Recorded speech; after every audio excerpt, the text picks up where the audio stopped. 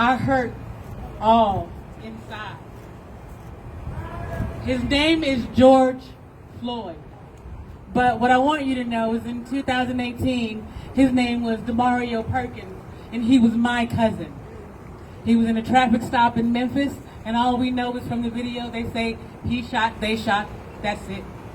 But how it feels inside from my family and the other families who go through this month after month and year after year, you don't know who to trust. I can look out in this audience and I see faces of people who, since I've been in Tucson these last 6 months, have loved on me like a sister.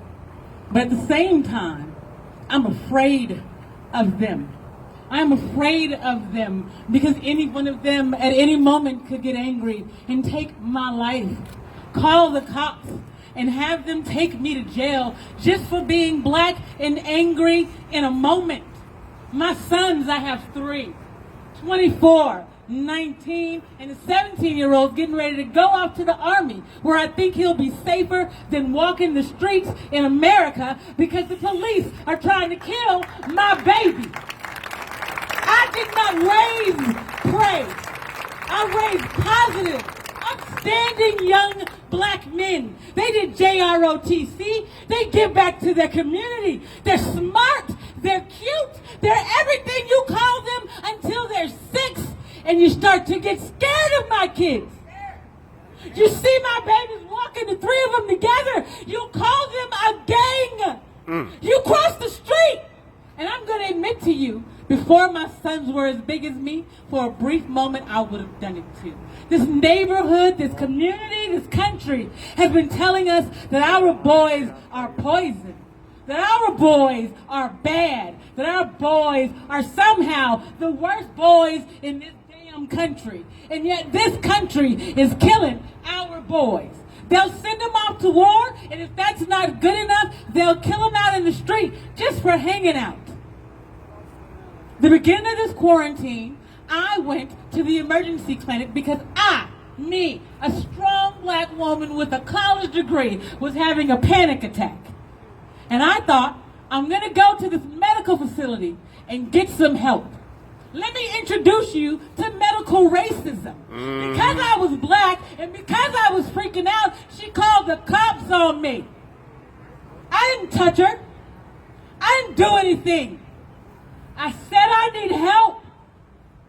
I have been victimized and traumatized because I watched the video of my cousin's last breath. Because I watched his sons are dying across this damn nation and nobody cares. I fight, I cry. I get up every morning and I say the same prayer for every soul that we lost last night. Lord, please look after their soul and the spirits of those they left behind. But I have a special one for black mothers. Lord, please help her keep going, no matter. Because when I go to bed at night, I am shook out of my sleep at any given time by the fear that you think my sons are prey, that my son will go out to hang out with his friends and never come home to me, that I'll let him graduate from high school and I got him that far. I stood in front of bullets for 18 years. And because you got mad in 15 seconds, his life was gone.